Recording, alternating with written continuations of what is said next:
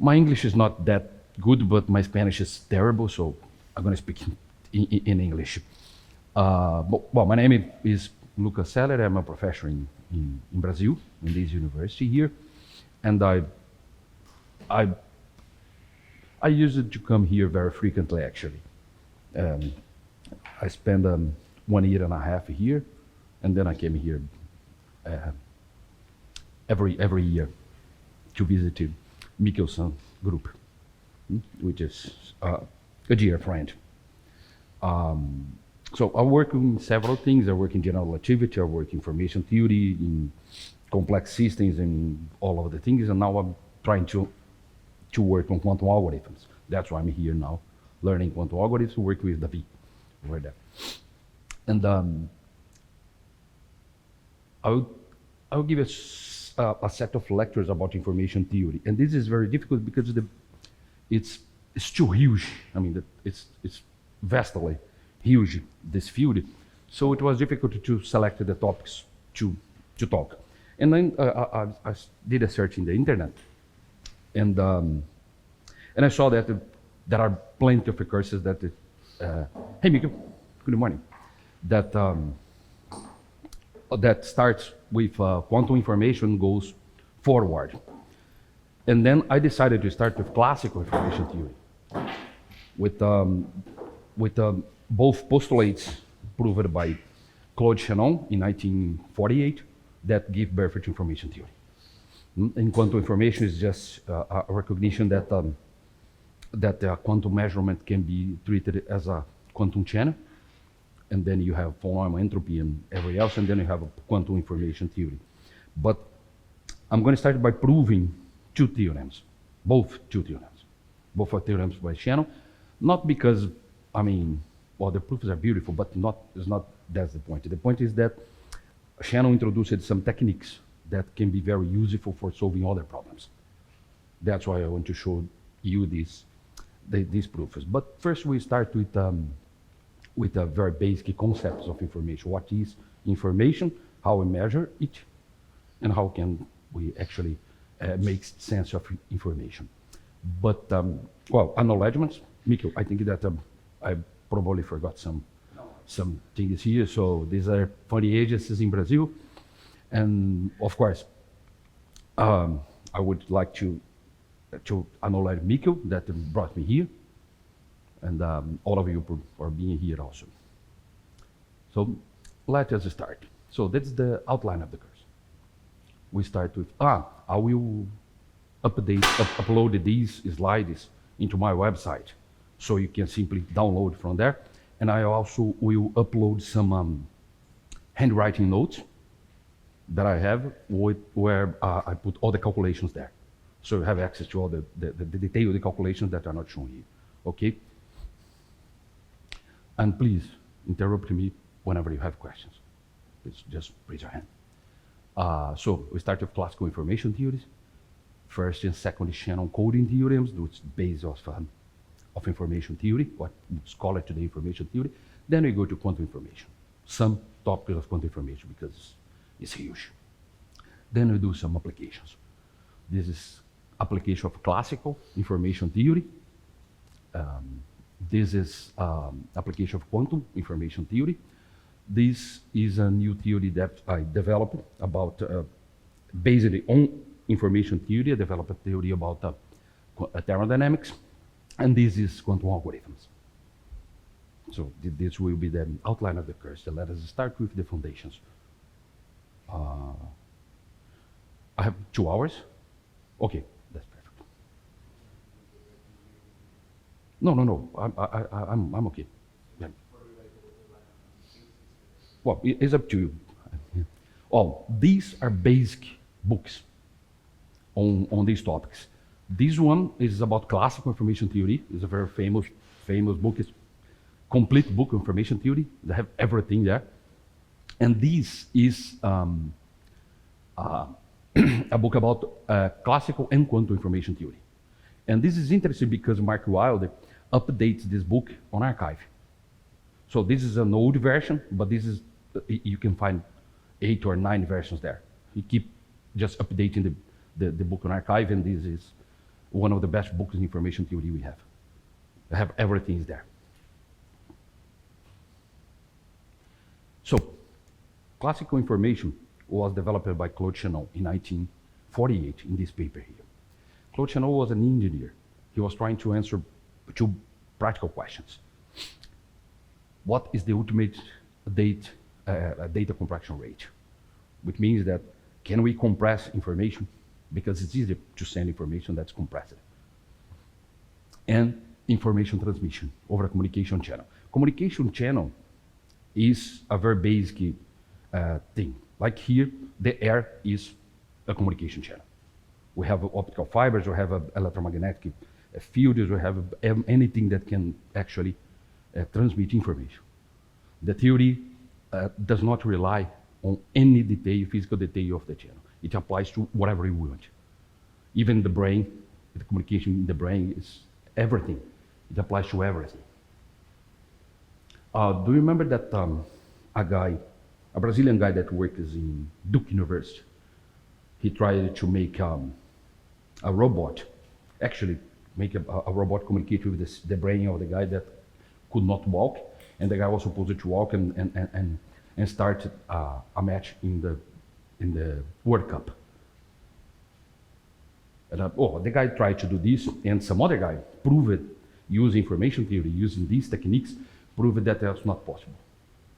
Because the communication channel between the brain and the robot was, the capacity of this channel was not enough for the information. And actually the guy tried to do it and didn't work. Because channel forbids. That is no way. So this is completely general theory. And the answer of the first question is channel entropy. You can compress information, but up to channel entropy. That's the ultimate rate that you can do. It's impossible to do better than this without losing information.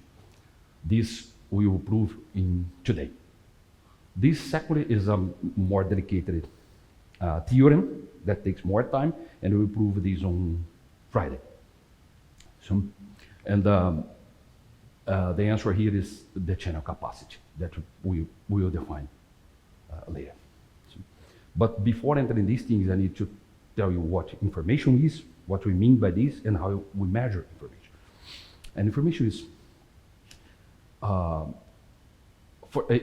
nobody thought that it was possible to do this actually, to transmit information in a noisy channel without losing information. At 1948, nobody in the world thought that this would be possible. And then the answer is positive, so it's amazing. It's amazing theory. One of the central ideas of Shannon was the definition of a bit, because we have two sorts of bits. The physical bit, which is, a coin, an electric current, or switching a light on and off. This is the physical implementation of the bit.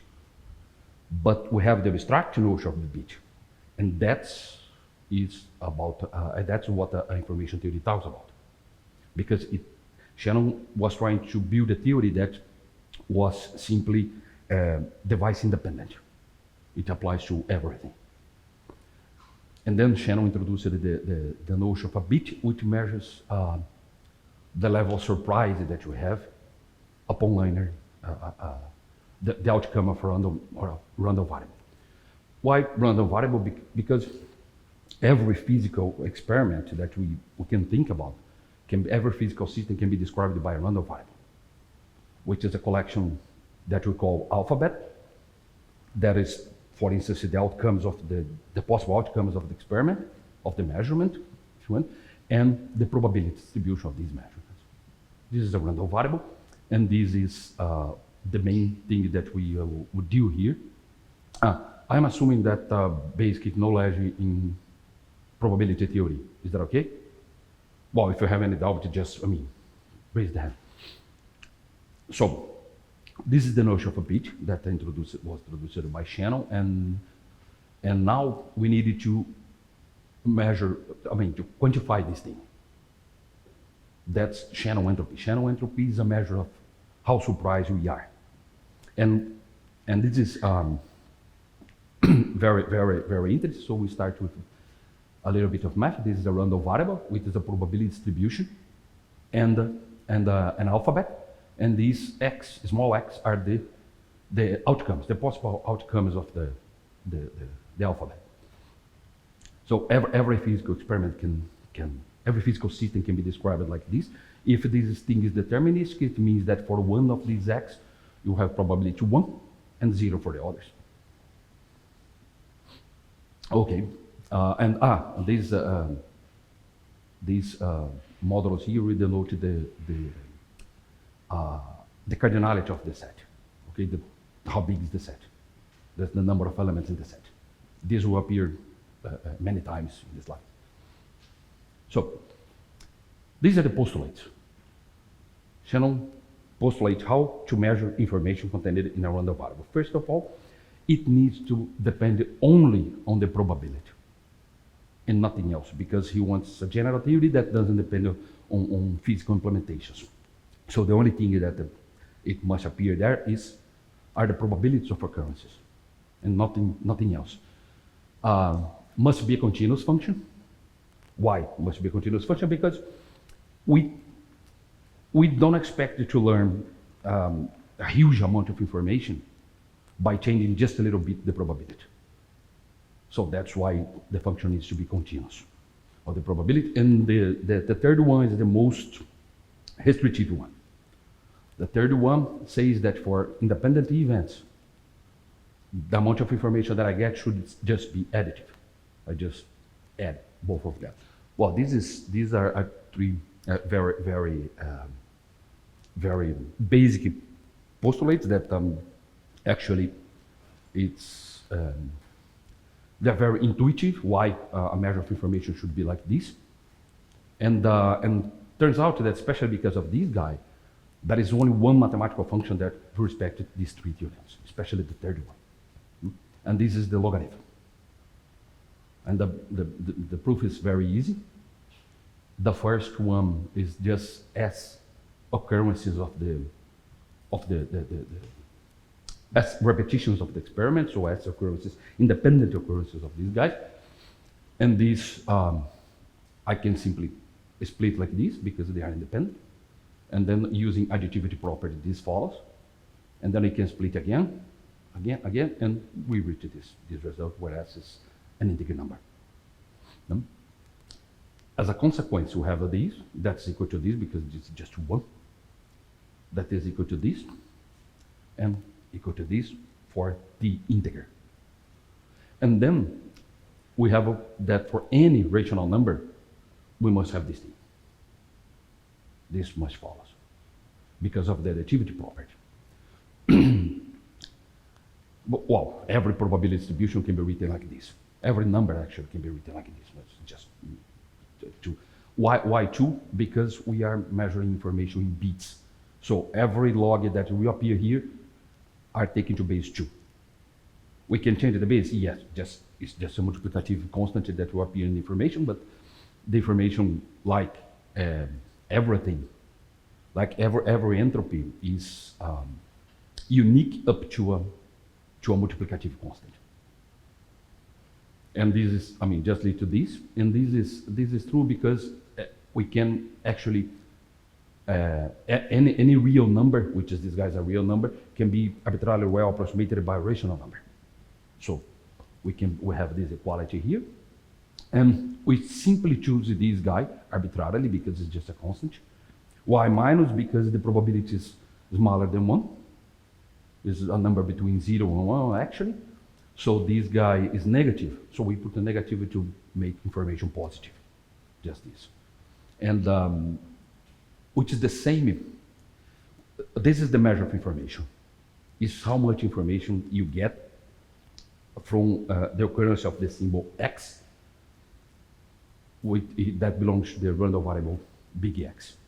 Okay, this is the information introduced. You can simply invert this guy and put 1 over P, and then the measure of information becomes very intuitive. Why?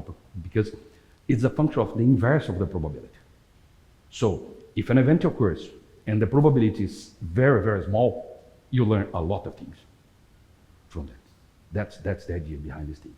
For instance, If, if, if a star is snowing in Amazon, the probability is extremely low, but if it happens, you learn a lot of things. But if it starts raining here in Bilbao, you learn nothing because it rains every day. Yeah. So that's the central idea of the information that you get upon learning develop a random variable. So, but this is just one occurrence of the random variable. Shannon asked about the average information that we have when we study the random, or when we learn the random variable. And it's just the expectation value of the information. So we just take the average of the information over the probability distribution, and this gives us the information content of the source. Which source? The source that is throwing this small x. It can be a library, it can be whatever you want.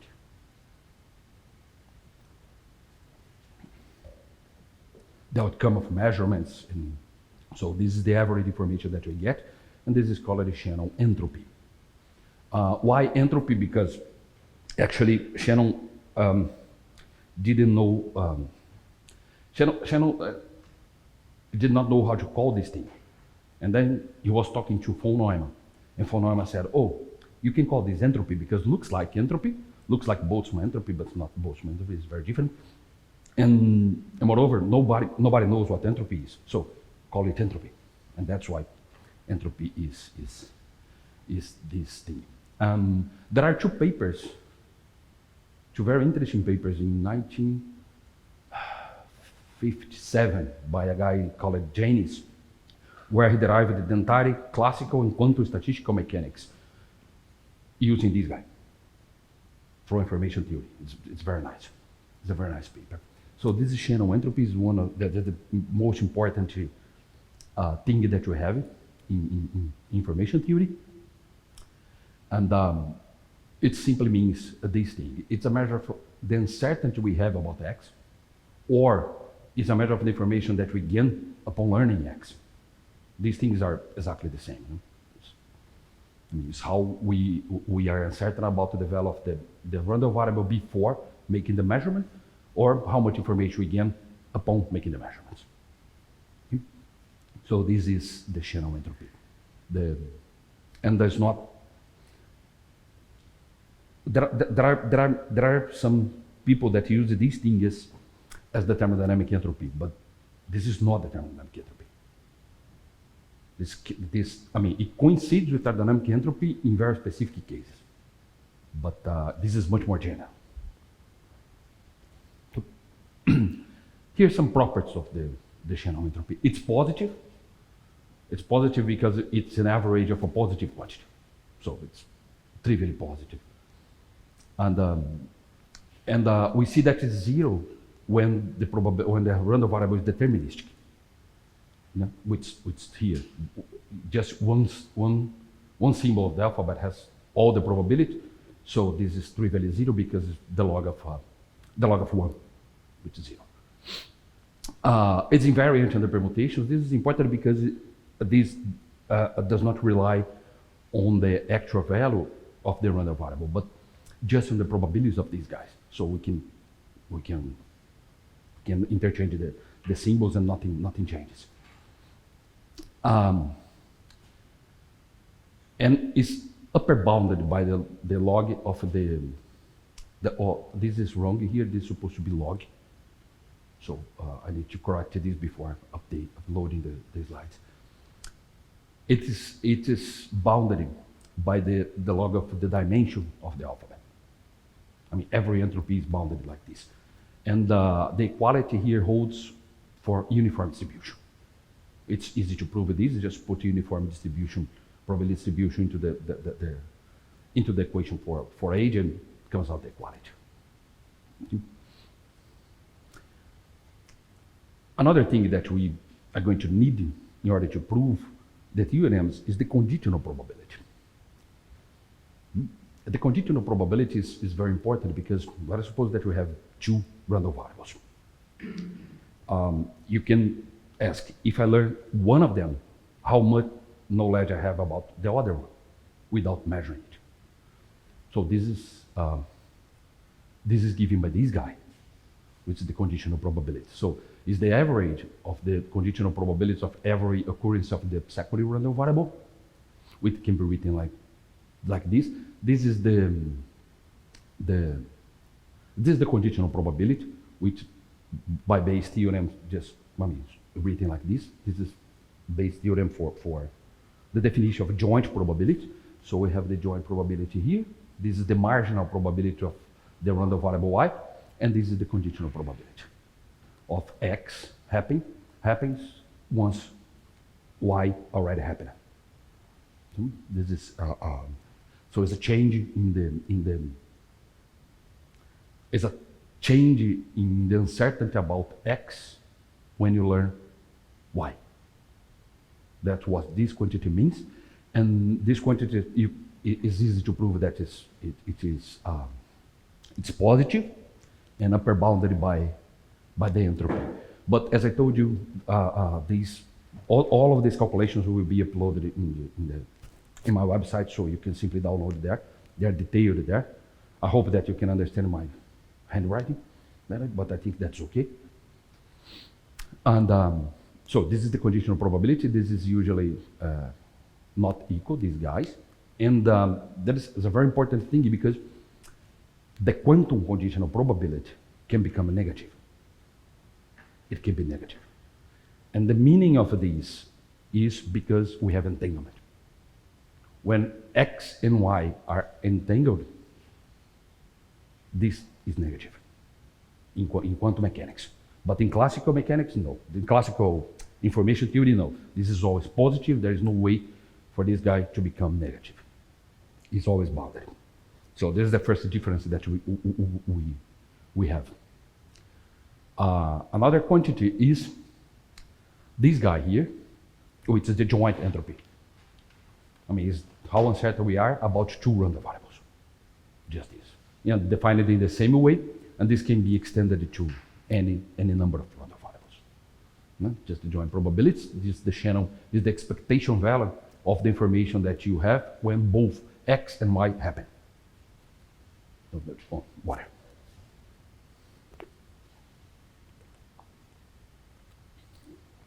And of course, for independent variables, these things happen, the probability is multiplied, and it's trivial to show that these guys, because of the additivity of the logarithm, this equality holds for independent things, which is expected, because we must, for independent events, we must learn the information that we get from the occurrence of both of them should be additive. That's one of the postulates of bichannel. So this is because of the additivity of the logarithm. It's also possible to prove this subadditivity, which means that mixing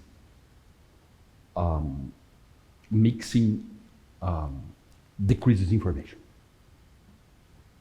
That's the meaning of this thing. Can make work. It can do nothing, but in general it make mess, and you have you lose information upon mixing. This is just a relation that we have. It's possible to prove that the joint probability can be written like this in terms of the entropy and the conditional entropy. So this is symmetric, of course, because joint information is symmetric. There are plenty of relations between all of these guys, but I will not show them here, but they are all in the Thomas Cover book on classical information theory. They have a bunch of relations between all of these guys. And this book is nice because they prove all of the relations. They're all proven there, so you can follow these things. And this is one of the most important quantities we have in information theory, which is a measure of the correlations between two random variables. That is called a mutual information. Why is a measure of correlations? Because, you see, this is the difference between the information that you have when you have the joint probability distribution and the product of the marginal probability. So this is uncorrelated variables, and these can be correlated. So with the distance between the joint variable and the marginals of the probability. So it's how far you are from independence. And this is the meaning of correlations. So that's why this quantity, and this quantity extended to quantum mechanics in the same way, and also there it will be a measure of correlations, but then we have classical correlations, which are given by this guy, and quantum correlations, which is entanglement. But the meaning is exactly the same. And it's possible to prove this. It's not difficult to prove that this guy is always positive because of the positivity of Shannon entropy. And this relation also holds, which makes the correlation between these guys is simply how uncertain you are from the relationship with the minus in the summatory. minus Positive. here? No, this is positive. But It's the positive. line is Yeah, but this guy becomes negative because here is positive. The sign is correct. You can write it in negative, but you just to change this ratio here. But it's negative. It's positive here. So this is the random variable. How much the uncertainty about the random variable here decreases when you learn the other one. If these guys are correlated, you expect to learn something about one variable by measuring the other. And this is exactly what's being put here. So this is this will appear several times, and we are going to describe a quantum channel as an input variable and an output variable.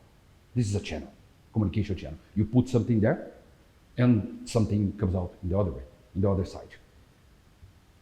So this is a conditional probability distribution. Mathematically speaking, a channel is described by conditional probability.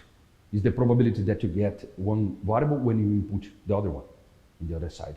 And these guys measure the correlations between the input and the output.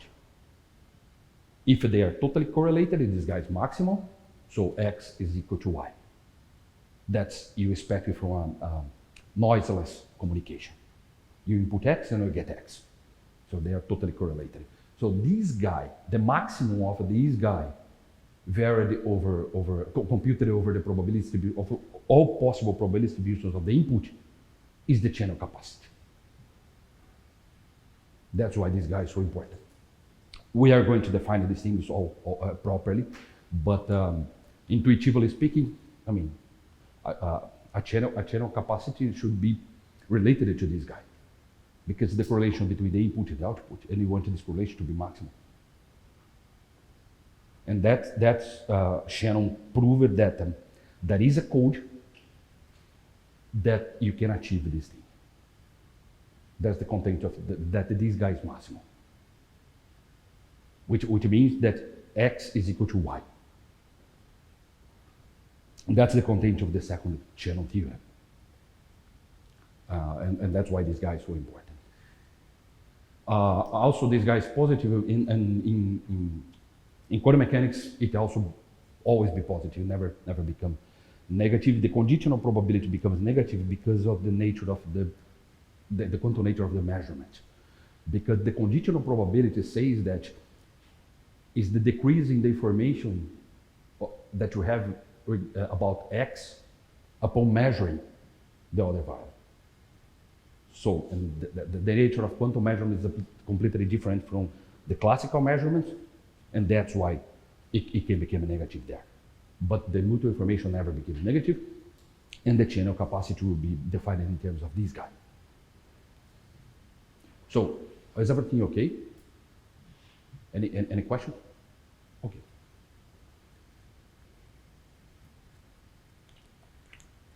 It's just, I mean, a few relations between these guys. This intuitively gives us is the uncertainty that we have in X and Y as they were independent, plus minus the joint entropy. So the minus the uncertainty that we have in both of them. So this is naturally a measure of correlations. And of course it's symmetric. It must be symmetric. This is one of the most important quantities in information theory. It's so important that we prove a relation of this guy that's called the data process inequality, which is fundamental for information theory. This is the relative entropy or Kubeck library divergence. So does anyone know this quantity or not? Okay. It's simply a measure. Let us say that I'm performing an experiment, and the true distribution is Q. That's the true distribution that you have there. But I mistakenly think that it's P. It's P. So I compute all of the things using P because I think that's P. These measure how wrong I am. I mean, how far these distributions are. That's the general idea of this guy. So this guy appears in hypothesis testing, everywhere, because it is a measure of error. It's how wrong we are. And this is called relative entropy or Kubeck library divergence. Sometimes it appears with the name of distance, but this is not a true distance because it does not satisfy the triangle inequality because it's not symmetric. So it's not a true distance, but in some literature you will find this this guy has the name of distance, but it's not a true distance. But it really tells you how far one probability is from the other. And this is naturally given by the mute information can be written like this because it's just how far the probability, the joint probability is from independence. So this measure of correlations. So this quantity is really, really nice, and it can be infinite. I mean, nobody asked it, but if the support of P is not contained in the support of Q, this guy is infinite. And what does this mean? Let us say that we have a coin, 2 coins actually. I have 2 coins. One of them is absolutely fair, probability 1/2 and 1/2, and the other one is absolutely unfair. So I have probability 1 of getting tails. If I give you one of these coins, how many tries you needed to do to distinguish between these 2 coins? That depends on which coin you have in hand. If you have the totally unfair coin and you start throwing, it gets tails, and you have a bunch of tails, you cannot say that you have the unfair coin because this can happen with a fair coin. But if you have the fair coin in hands and you throw once and you get heads, then you make sure, in a single experiment you know that you can distinguish between these 2. In this case, this guy is infinite. And that's the meaning of this thing. So that's why it can be infinite. One thing that we adopted here is that P log P goes to 0 when P goes to 0. Yep, that's because the log grows, the linear function grows faster than the log function, so in the limit this goes to 0. So nothing is divergent here except this guy. That's why it's called divergence. And this equality here, it's simply proven. I mean, here this is a summation. This is because of Jensen's inequality that holds for any convex function. So just apply this guy, And then we have this equality, which is equal to 0, because this guy sums to 1. And this is the positivity of the relative entropy. This guy is always positive, even in quantum mechanics. There is no way for this guy to be a negative, not even in classical or quantum mechanics. And actually, we use this thing to prove several other results in information theory. Plenty of other results will be proved by the positivity of this guy. And this implies positivity of information, of relative entropy, of mutual information. Directly imply this thing.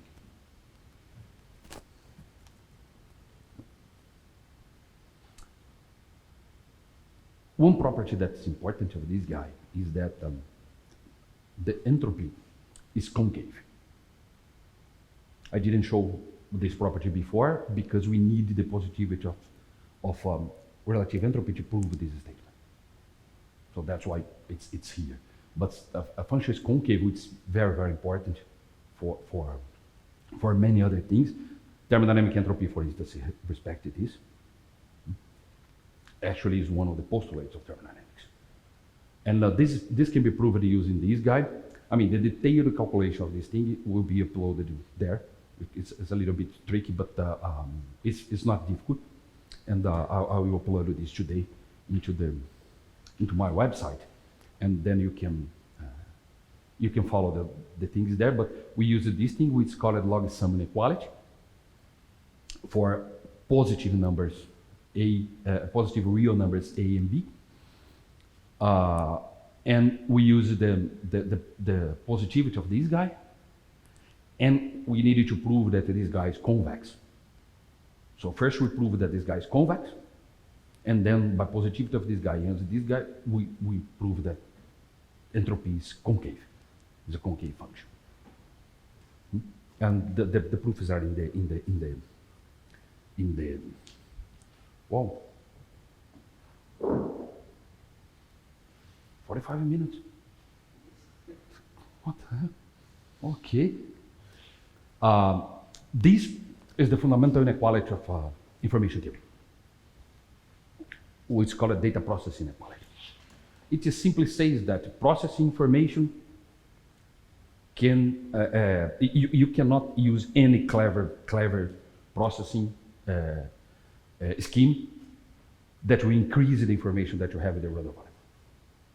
That is not possible. That's the content of this guide. And then we assume one of the things that we assume in entire information theory. Everything that I will say here holds for Markov chain. Markov chain is just, we represent like this.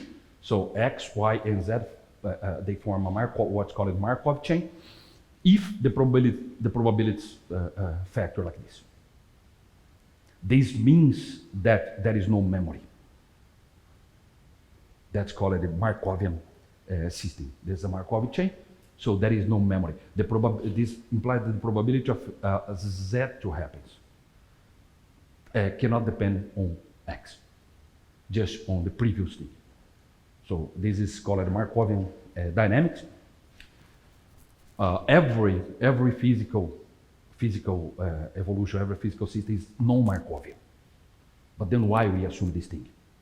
Because Markovianity reaches very, very fast. Because the correlations are simply washed away and the system becomes Markovian very, very fast. That's why when we study statistical physics that we saw a Markovian master equation, we are actually doing coarse graining time because we are washing correlations. So the entire theory holds for Markov chains. And of course it's asymptotic, the theory, because it holds for infinitely many occurrences of the thing. It will become clear in a bit. But the data processing inequality in terms of the mutual information is just like this. I mean, processing information, let us think that X is the input, Y is some processing that you do with information. It doesn't matter what it is. It's a stochastic transformation, and then you get Z. The mutual information between X and Z should be smaller than the mutual information between X and Y. There is no way to increase the correlations. So this will decrease correlations and will decrease information. If you do things properly, the best that you can do is equality. But this is for noiseless transformations. So is this okay? Okay, because this is really, really important. It's one of the fundamental theories. Actually, it's possible to prove the second law of thermodynamics based on this thing. Here's the proof of this thing. It will be in the website, but the proof is for this thing is very easy. You just use the property of Markov chain, and that's why we needed to assume this. Just hold for Markovian dynamics. If we have a non-Markovian one, then this does not hold, and the data process inequality doesn't hold. It is actually intuitive, because if you have memory into the system, then you can increase information. That's why we can do these things. That's the conditional mutual information, and I want to show this just because to make sure that it's clear that we need this hypothesis. Otherwise, the thing doesn't hold. Because every time we prove something in mathematics or physics, we have to assume some certain things. And it's very important for us to be absolutely sure about the assumptions, to not apply the theory wrongly. So it's just proved by this. Like I said, if Z is just a processing of the information here, and we just have this process information cannot improve inference power. That's the if I have a probability distribution here, it doesn't matter what I do with the system. I cannot improve things that I can predict from the original one. That's the physical meaning of this inequality here.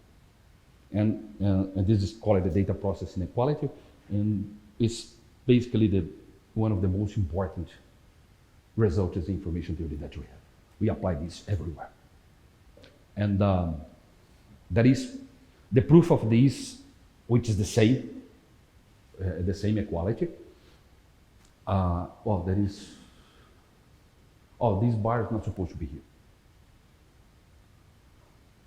So 2 errors. Yeah, I need to correct it before update, but okay, this bar is not supposed to be here. In terms of relative entropy, these things happen. This lambda here is just a classical channel. A classical channel is just a stochastic transformation that you perform on the probability distribution. So it says the same thing. By processing information, you cannot increase distinguishability between there is no way to do this. Of course, if the support of this guy is not contained here, then this guy is infinite and the inequality holds trivially. For this case, is a little bit more tricky to prove it, but it's not difficult. Also, it's in the notes that I will update there, and rely on convexity property of exponential function and positivity of relative entropy. So we need this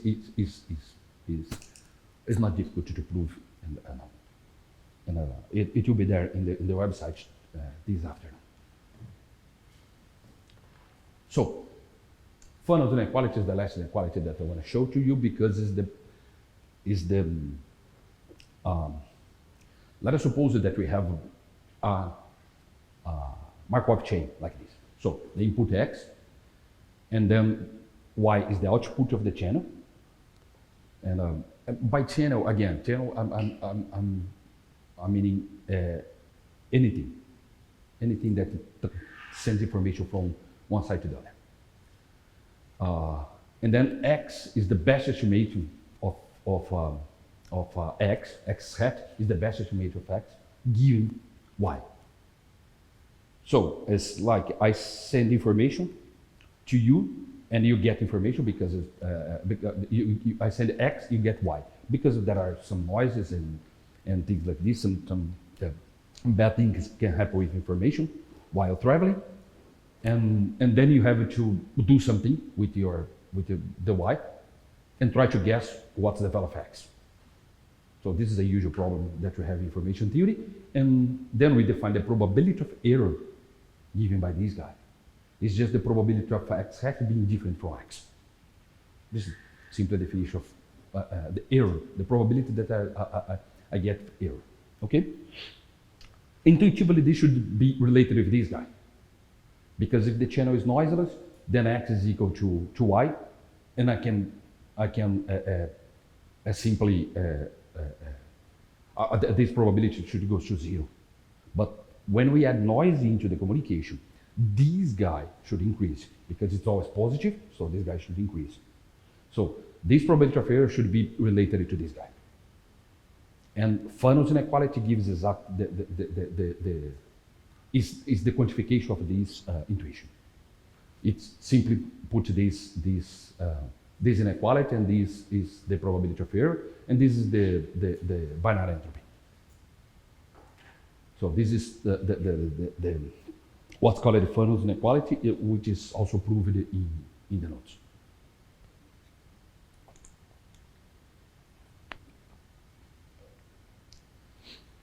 So this is important because we use this to compute the probability of errors in the channel capacity. So we use Fanon's inequality there. So any questions? I just introduced a bunch of things. Now we are going to prove the first channel theory. Let us just pick up this example here, which is an alphabet of 4 letters, and with this probability distribution associated with these letters. So one thing that we use in information theory is what they call bit channels. So every communication channel that we talk about takes bits as input. So we needed to find a code that maps this guy into a sequence of bits that we put into the code. And you must do in a certain way that it's possible to decode the sequence. So it must be unique. No, that's what's called a reliable code. You can decode it. So one code is this one. I mean, every sequence of letters A, B, C, D will be transformed into a sequence of bits that will be put into the communication channel, and the decoding is unique. So that there is no ambiguity in the code.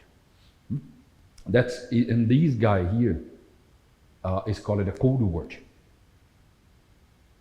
Because this guy is the word, this guy is the code word. It's the word that we use in the code that the channel accepts. So, how to measure the efficiency of this code? The expected length of the code word is a good measure because we send information bit by bit. So the expected length of this guy is how many it measures in certain sense of on average how many uses of the channel you needed to do in order to convey the information. And using channel is expensive. For instance, radio stations. Radio stations use electromagnetic waves to codify information. And then you need to send electromagnetic wave, which costs money because you need to send energy. And then if you find a code that you use less times, you save energy, you save money. That's the idea. So that's why this quantity is important in this context, which measures how many times I have to use the channel per code, per word, per letter. And this is just 2 because it's symmetric, so it's 2. So every letter I have to use twice the channel. That's true. But we can ask if there is a better way to do this. And in fact it is, because here we didn't we just pick up 2 bits to qualify each one of the letters. But this is not good because You see, the probability distribution is not uniform. We didn't use this information. We see that this letter B happens with a much smaller probability than A. So we need to use this thing. And the idea is to use smaller code words for the highest probability. Because the source emits A more frequently than B, so we use just one bit to qualify A. That's the idea. But then we need to use 3 to qualify the other one. That's the code. That's the new code. You can do this, and it's possible to prove that every sequence of letters that you get, you can uniquely decode it. That's the important thing of the code. Otherwise, that's the main thing of data compression. If I can do this, if I compute the expected length, it's now 7/4, which is exactly the entropy. But this is not a coincidence. This says that this is the optimal code that we have. There is no better code than this. This is the Shannon theorem. That's impossible to find a code that will do better than this. You can do this. Once a student of mine invented a code that it gives them smaller than this. But as I said, try to decode your code. Then it's not possible, it's not unique. So you lose information. That is no way. So it's possible to do this once you impose that you need to uniquely decode every letter that you get, then that's the maximum that you can get. You cannot compress more than this. So we are going to prove this thing now. That's the first Shannon coding theorem, which says that the entropy of an information source, H, specified by a discrete random variable X, is the maximum achievable rate of data compression. So that's the meaning of the entropy in information theory. It gives you how much you can compress the data. If you compress below this, you lose information. There is no way to do this. So, as I said, there is an optimal code that achieves this rate. But the theory doesn't say which optimal code is this and doesn't say how to find this thing. And in general, we cannot find. We compress information like the zip file. We compress information much higher than in a rate much higher than the optimal one, because we simply don't know how to do. It's very hard to find a code that does this in general. So let us prove this thing. One of the things that Shannon introduced in order to compute this thing is this. That's why the theory is called asymptotic, because we needed to go to asymptotic regime in order to prove things. Otherwise it's impossible. We used this several times here. So we have a sequence of letters. This is the letters, the symbols that the source emits, the small x, and this is a sequence of n letters. So Shannon said, let the source emit a bunch of them, a bunch of symbols, and then code this thing in blocks. That's the main idea behind the things. And why this works? Because Shannon realized that there are two sets. The set of all possible sequences can be broken in two of them. One that's called the typical sequence, the typical set, which contains the typical sequences, which are, intuitively speaking, just the sequence that will be typically emitted by the source. And the other part is the atypical sequences, with the probability of emitting one of them is extremely low and goes to 0 when these guys go to infinity. And the other property that's very important is that the size of the typical sequence is exponentially smaller than the size of all sequences. So Shannon thought, I don't need to code all the sequences. I just need to code the typical sequences, because typically this will happen, and throw away all the other sequences. That's why we can compress information. And of course, there is a thing here, that if the probability distribution is uniform, then the typical set is the total set, and you cannot compress it. So you cannot compress truly random distribution. That's not possible. You need the entire set to describe a uniform distribution. But this will become clear in a bit. So let's think about the coding like this. So this is the source emitting symbols, and then channel let the source emit a bunch of them, and you have a sequence here. And then you have the encoding that transforms, that maps these numbers here, or these symbols here, into bits. And then you use fewer times the communication channel. This is just the identity. I put it here because in the other theorem, this will not be identity. This will be noisy communication, and then. But this is a typical sequence, a typical communication process. So this is the channel, and then Bob here decodes the information because he knows the code, and get the X in the as the output. So this is the communication. And this, we have a bunch of symbols, and we are using fewer times the channel. That's compressing. That's the idea. So we need to prove how this happens. And this happens, as I told you, because of the typical set. That channel realizes that exists. So we assume this important property here.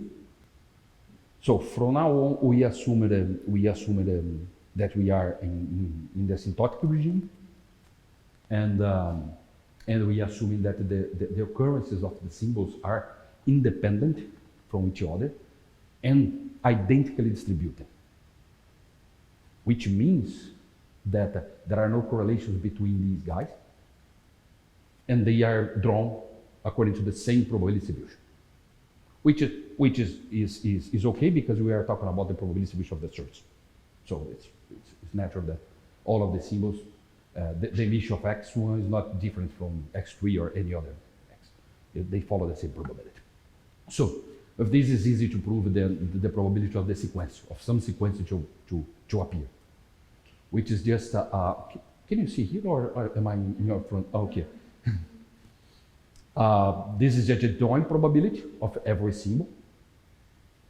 But then, because of independency, these factors like this. And then, because of they are identically distributed, they just become this, which I just changed the x. The big X here is the random variable associated with each symbol. Okay? And then this is written like this. But here we have a product of a huge product, because n is very, very large. So that's difficult to compute, actually. But the alphabet is finite and usually small.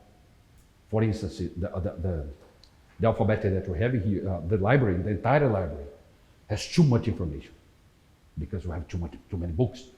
But they're written in using an alphabet of 27 letters. 27. Spanish? 27, no? Yeah. 27 letters, which is much easier to deal with. And since we don't care about what's written there in the books, we don't care about the order of the things, because we're trying just to describe the information, we just need to define this thing, which the number of times that this symbol AI appears in the sequence XN. It's just the number of this guy. And then we can simply write this thing as like this. So this product is much easier to compute, because it goes to the cardinality. And this is because we don't care about what the symbol A is. We just care about the probability of this to happen. That's the only thing that we need. That was a brilliant thing that Shannon introduced. As I told you, this usually happens. It's much smaller. And so we use the permutation property of the source, the information source. Okay?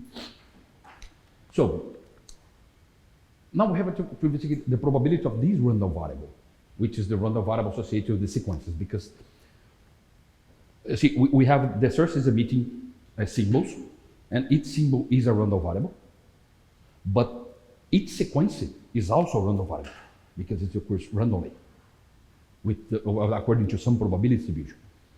And then we define this guy, which is the sample entropy. You see, it's just the information, which is minus log of the random sequence, and divided, normalized by the size of the sequence. So this is called the sample entropy of the random sequence. Why is this important and why this was introduced? Because the typical set is defined by the sequences in which this guy converges to the true entropy of the source. That's the idea. Which means that the sample entropy of each sequence, a typical sequence, is very close to the true entropy of the source. And Shannon proved also that this typical set contains all the probability. So when n goes to infinite, the probability of the source to emit a typical set goes to 1. And then the error probability in compressing information goes to 0, because you are compressing all the typical sets. So that's why we needed this guy to be introduced. And again, this guy is the number of times that the symbol appears in this sequence. And we use the identically distributed and independence property of this guy to write this thing. Is very easy to, just show this guy. And then for every guy that did some physics laboratory course knows this thing, which is the number of times that this guy appears here in the sequence divided by the total size of the sequence. Total times that you actually did the measurement or things like this. So this is the probability of A to happen when n is very large. But the probability of this to happen in the infinite limit is this guy. So in the limit in this limit when n goes to infinite, time flies. But okay, we don't have too many slides, so we are safe. And the probability of this, in this limit, this guy goes to this guy, which is just the entropy of the source. So it's highly likely that in a random sequence, the probability of this sample entropy of the sequence being different from the true entropy, being equal to the true entropy goes to 0. Goes to 1. That defines the typical set, which means that's a very easy thing to do, but it's very important, the limit here. That's why this theory is called asymptotic. There is a theory that's called the non-asymptotic, single shot information theory, but it's much harder, and we have a bunch of other measurements of entropy, not just one, but infinitely many ones. It was developed mainly by a guy called Renato Renner from Zurich. So if you look at the thesis of the guy is on archive, and he explained, he put this thing for a non-asymptotic limit, but it's much harder to do calculations there.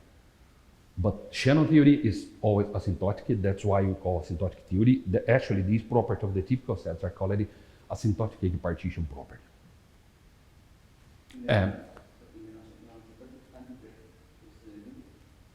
Oh yeah. No. There is an upper bound because there is an upper and lower bound for these guys, but usually you don't get good things. There are plenty of entropies, and then you have to choose which entropy you have to use and compute the error using this entropy, but sometimes the error is big. But this is a very beautiful property of information theories. It's very nice. So, since this thing happens, then the typical sequence is the one in which the sample entropy is equal to the channel entropy of the source. So this is the typical sequence, and this is the typical set with the set of all typical sequences. That's, as I told you before, this is possible because Shannon realized that the property of this set that actually makes coding possible. And the typical set is so defined like this, but but because of the properties that we show now of this typical set, then Shannon came out with the idea. Look, if the source typically emits this thing, I simply coded these guys. And if the source emits a sequence that's not typical, then I just declare an error, and that's the probability of error in the coding process. But the problem is that Shannon showed that there is a code in which this probability distribution, the asymptotic limit, goes to 0. So and this is because of the properties of this set here, is defined as all the sequences in which the sample entropy converges to the true entropy. Okay, this is the definition. So let us show the properties of these guys, and this is a very important result in information theory, in which all the information theory is based actually. Is they call it asymptotic equipartition property. Asymptotic because the theory is asymptotic. We needed to go to the infinite size of the sequences, so it is asymptotic. This is one of the things that Shannon realized, that the typical set in this asymptotic limit has all the probability, which means that the probability of the source to emit a non-typical set goes to 0 in this limit, which means that you can code just the typical sets and you are losing nothing. The typical set is exponentially smaller than the total sequence. That makes possible to code. Otherwise, you have to code everything, and it's impossible. And each typical sequence has uniform probability, which means that the probability of the source to emit any one of the sequences in the typical set is the same. That's why the word equipartition here, because it splits equally the probability among all the typical sequences. And that's the idea behind the thing. So let us prove all of this. So is it clear the idea behind how Shannon came out with the idea of coding? The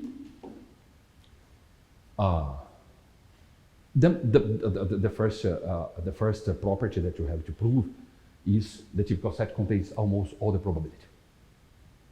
So this means this guy, for any epsilon bigger than 0, the probability of the sequence to be in the typical set, which is equal to this guy, all the sequences in this guy, must be bigger than 1 minus this number epsilon, which is a positive arbitrary number, between 0 and 1, of course.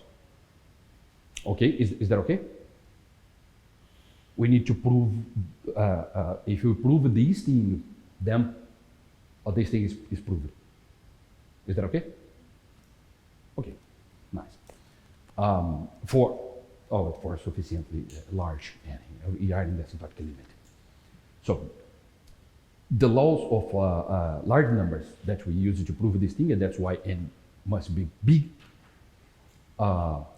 it states that the sample mean converges to the probability, converges in probability to the expectation value of the distribution. So this is a thing that David. Okay.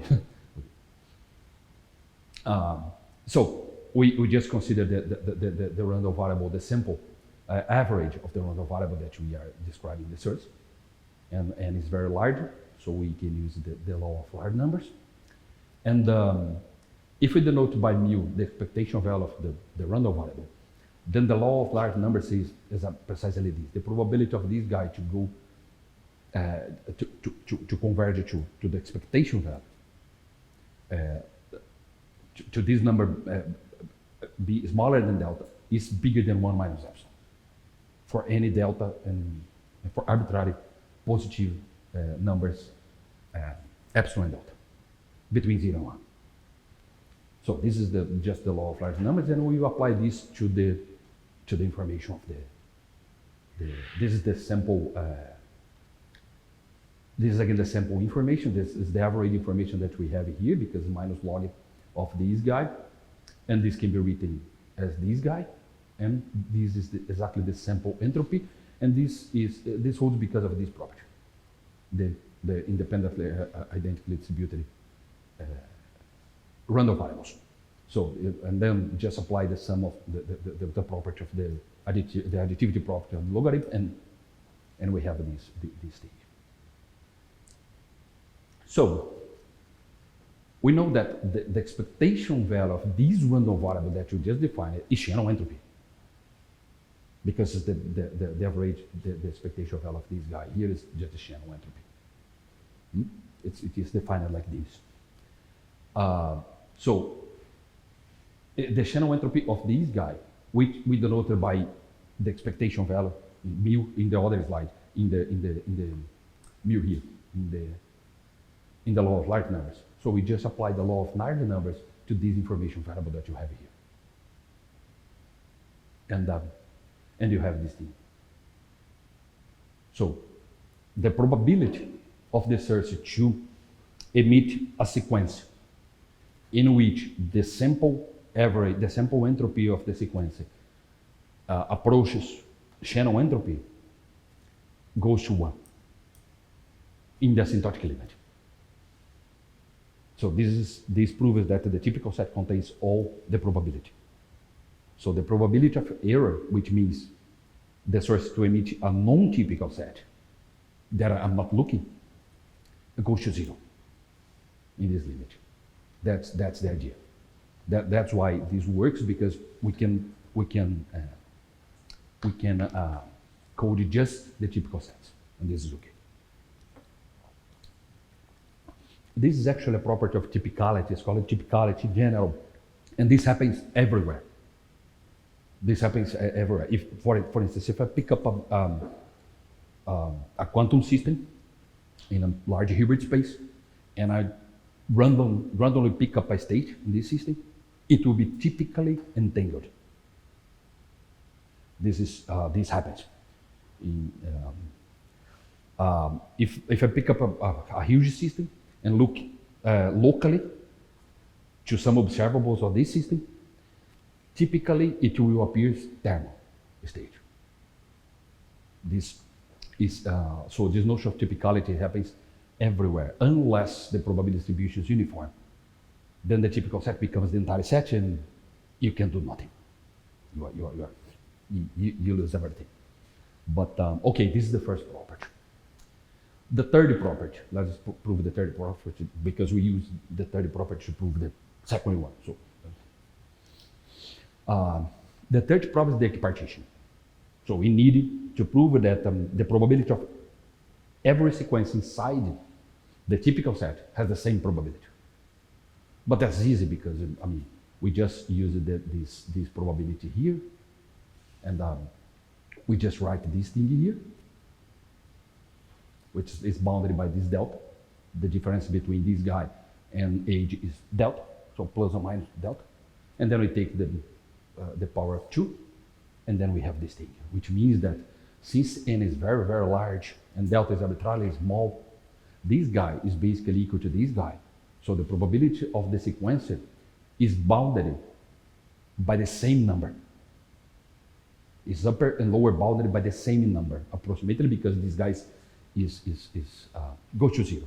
I can pick up a very small delta in the large limit. So the probability of each sequence is equal to just this guy, which n, which is the size of the sequence, times the entropy of the search. That's the probability of the search to emit a typical set. So this proves the equipartition part of the asymptotic equipartition property. So we proved that the typical set contains all the probability, and the probability of each sequence is the same inside the typical set. The rest of the typical set, I don't care. The rest of the set, we simply don't care. We don't look at it. But you see that here's the entropy. But the entropy is bounded between 0 for a deterministic variable and the log of the number of elements in the set for a uniform probability distribution. But 2 to the power of n times the log of the size of the sequence is exactly the number of sequences that you have in the typical set. So in a uniform probability,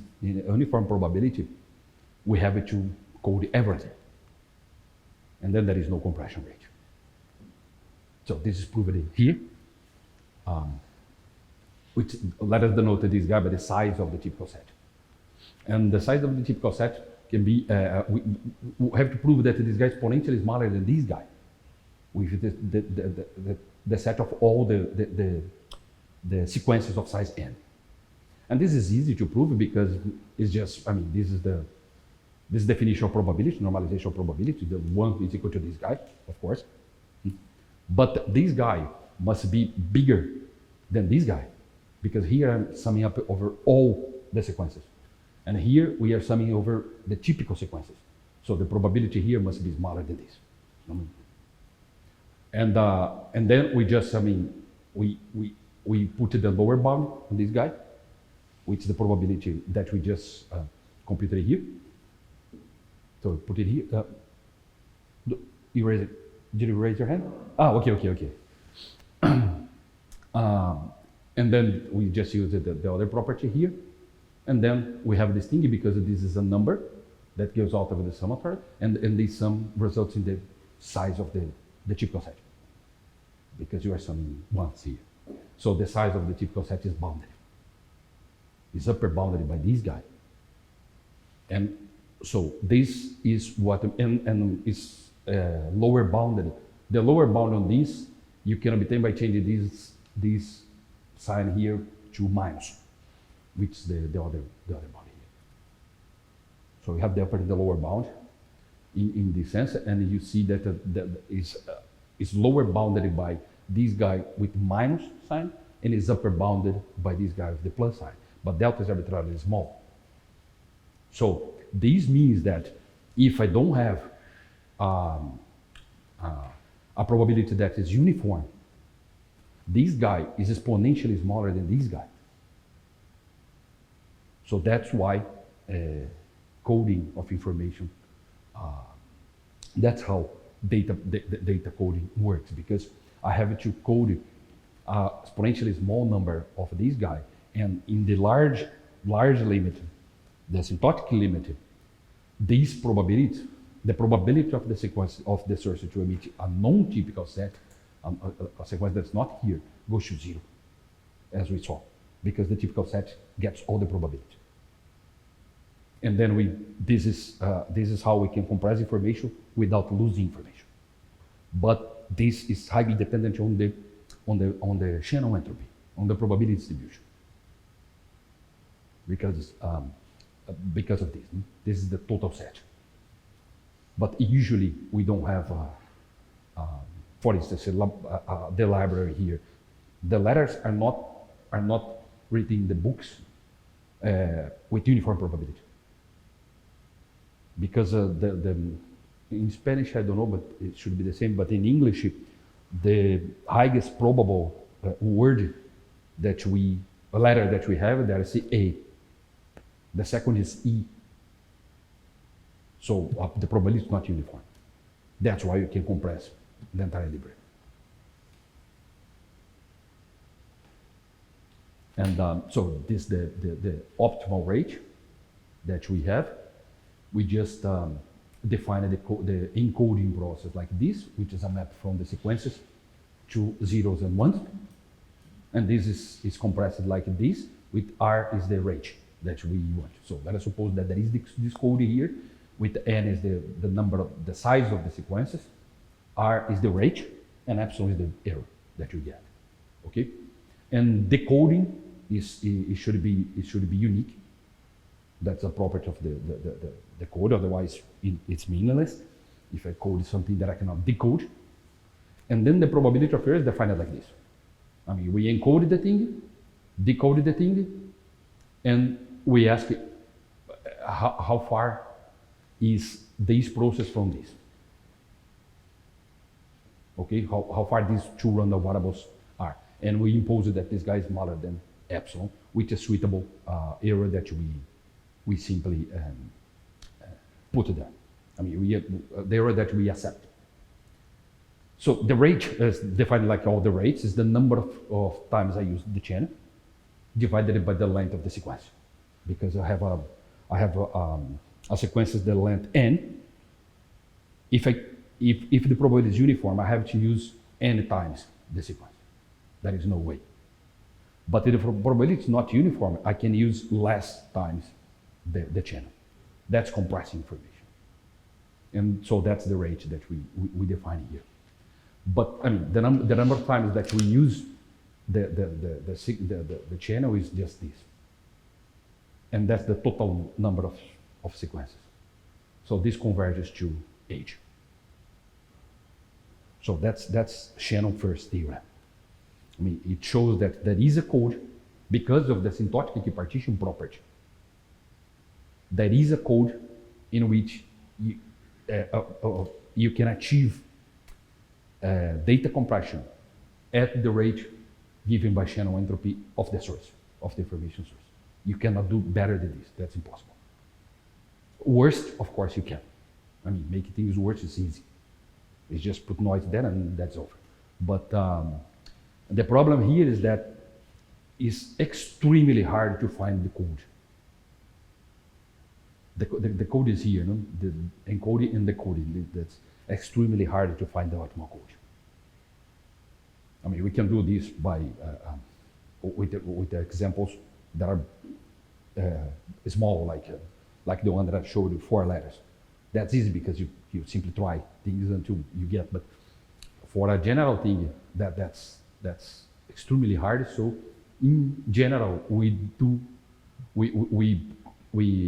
code information with a rate much bigger than this. But anyway, we know that there is this code. This exists. Mathematicians like these things. No? I mean, to prove that it exists, but to find the thing is difficult. So that's the how the code works.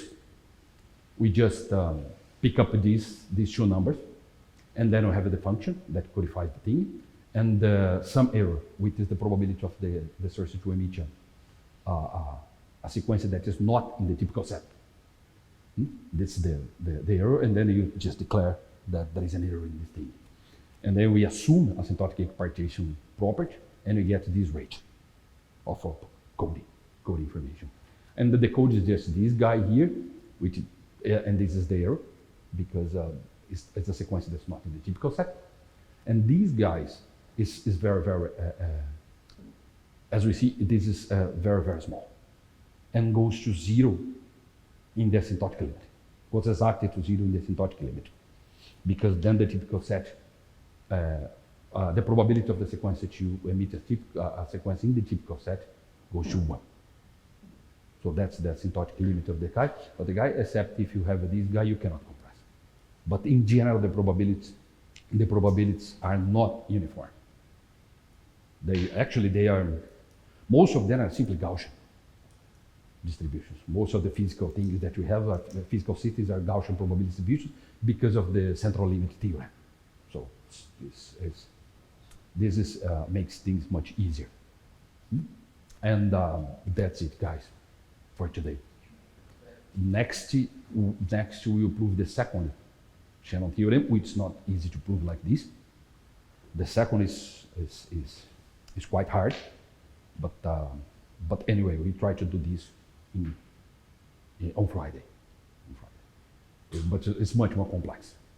It has to put, but there is a very interesting thing there, that Shannon realized that's much easier to compute averages instead of computing probabilities.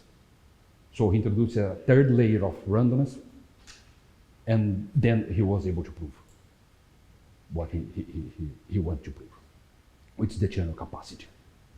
But then let us do this on Friday because it will take, I think, 2 hours for proving this. It's quite delicate. Questions, guys? Or any comment, I don't know. Maybe one question. Well, If we take this example of books, or let's say... no, sorry, example of? Example of books which contain information, or let's say speech. Mm. We would not have this IIT assumption. I mean, it wouldn't hold anymore. Yes, because I mean, certain letters. Well, I understand. I understand. I understand what you were saying. Yeah, that. Certain word, and then, I mean, or the word that comes next will depend on the words That came before. Exactly. You don't have this. This is completely right. But think about the library as not a single book, but the entire library. Each book is a message. Each book is just a sequence of things, and they are drawn. Each letter inside the books are drawn with exactly the same probability. Because I mean, this is the alphabet. It doesn't matter the order of the things. Of course, you cannot read a book that's not written in the way you did, but we can apply a permutation into the entire book, and the information will be there. The same information will be there, since you know which permutation you applied. So we can simply put that thing without caring about these correlations that you are saying. We just treat the source as, I mean, just emitting symbols. And the information is a little bit different than the information that you get when reading the book. Is the information that you get thinking about who is emitting the letters. That's why you can apply this for books. But that's a good question. Because I mean, it would fail the IAG hypothesis, and everything breaks down. But no, it doesn't fail. It doesn't fail.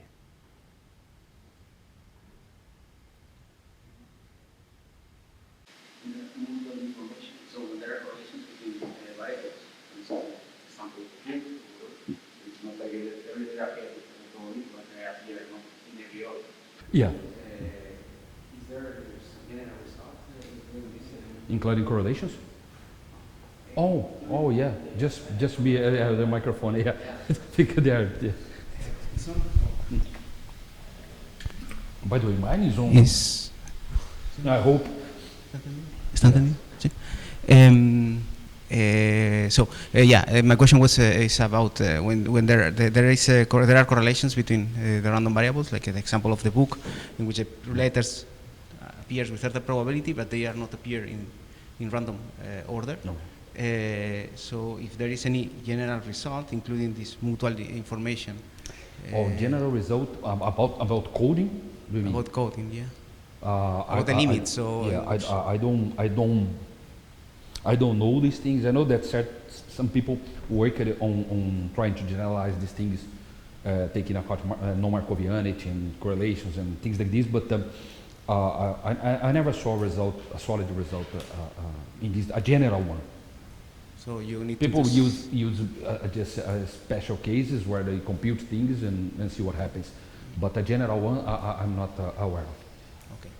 It's extremely hard. I mean, without those assumptions, and the typical set can be whatever. It's probably you have to make some assumption about the probability distributions on the. Exactly.